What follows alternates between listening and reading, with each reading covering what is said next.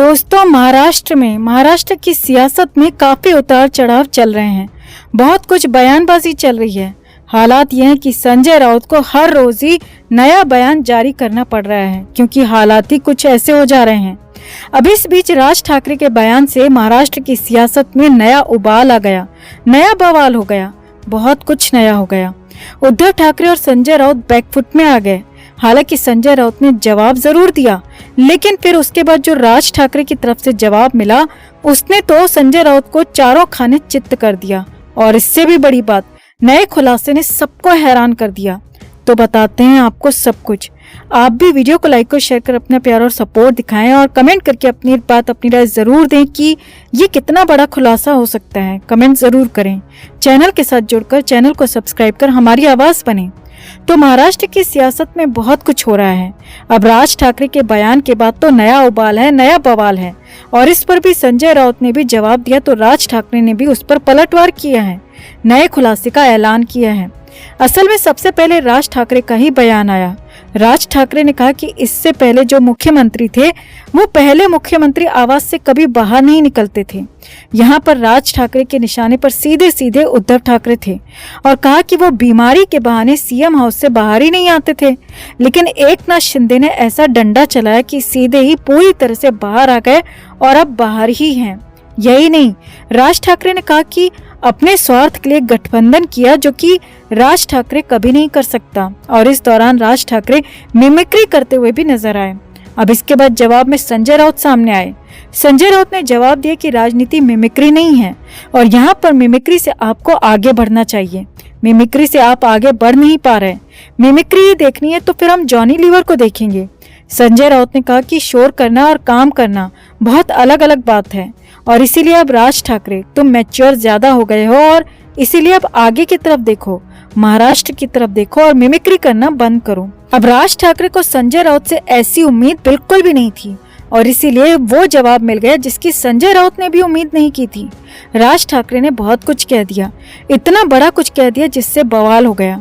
राज ठाकरे ने इस बार एक बार और पलटवार किया और साफ साफ कह दिया कि वो जानते हैं कि डील कैसे हुई, क्या डील हुई, कितने में हुई। जी हाँ, राज ठाकरे ने नाम नहीं लिया और ये भी नहीं कहा कि किस बात की डील हुई, लेकिन हाँ जरूर साफ साफ इशारा जरूर दे दिया, ये कहते हुए कि वो जानते हैं कि बहुत कुछ हुआ है, बहुत बड़ी डील हुई है।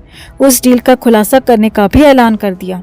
राज ठाकरे ने कहा कि वो बहुत जल्द इसका खुलासा करेंगे, ऐलान करेंगे, बहुत जल्द बहुत कुछ बताएंगे कि पिछले दिनों महाराष्ट्र में क्या हुआ, पिछले सालों में महाराष्ट्र में क्या हुआ, कैसे कुछ लोगों के गठबंधन बने और कैसे कुछ लोगों ने सरकारें बनाई, कैसे क्या बदला।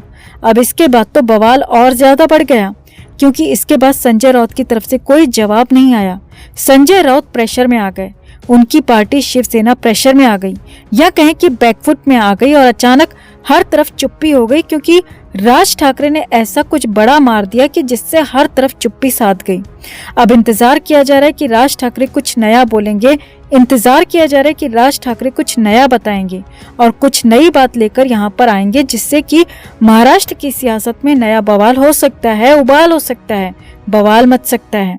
हाँ, फिलहाल के हिसाब से महाराष्ट्र की सियासत में उबाल बना हुआ है और ये उबाल चल रहा है और संजय राउत को इसी को लेकर लगातार बयानबाजी करनी पड़ रही है। तो आपका इस पूरे मामले पर क्या कहना है? कमेंट में से लेकर आप भी अपनी राय जरूर रखिए और वीडियो को लाइक और शेयर कर अपना प्यार और सपोर्ट भी जरूर दिखाएं।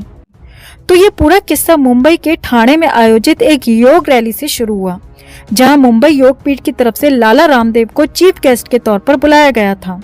इस रैली को आयोजित करने के दौरान रामदेव के जस्ट बगल वाली सीट पर अमृता फडणवीस बैठी थी, जो कि महाराष्ट्र के उप मुख्यमंत्री देवेंद्र फडणवीस की पत्नी हैं।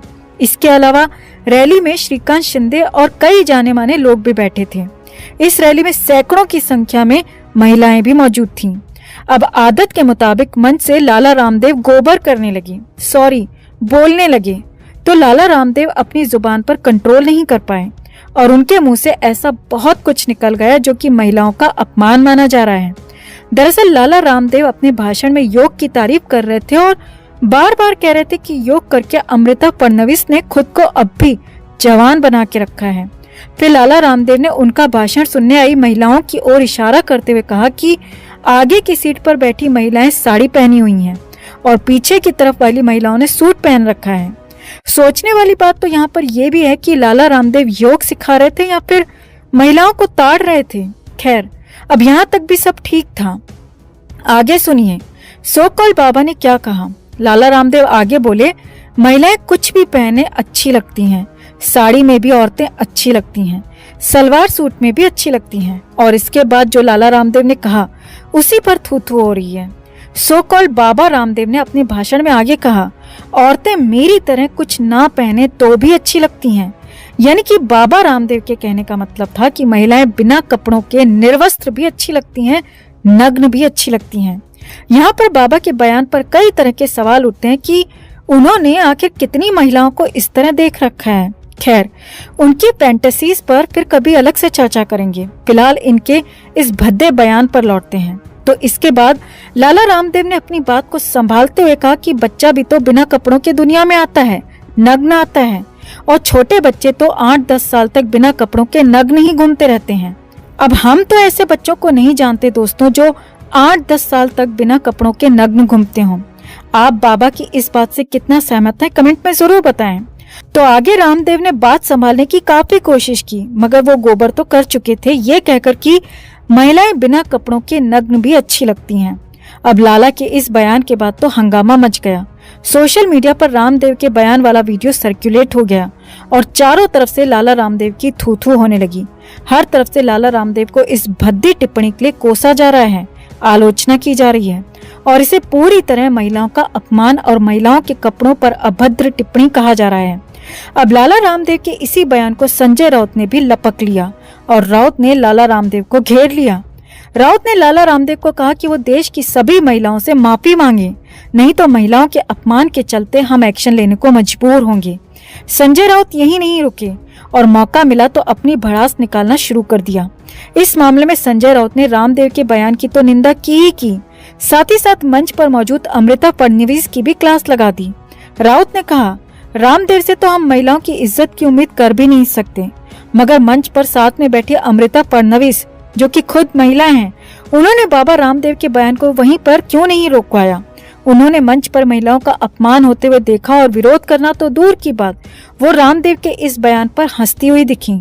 राउत ने आगे कहा, अगर मैं अमृता फडणवीस की जगह होता तो रामदेव के कान के नीचे एक लगाता, मगर अमृता फडणवीस हंसती रहीं और रामदेव के इस अश्लील बयान को सपोर्ट करती रहीं।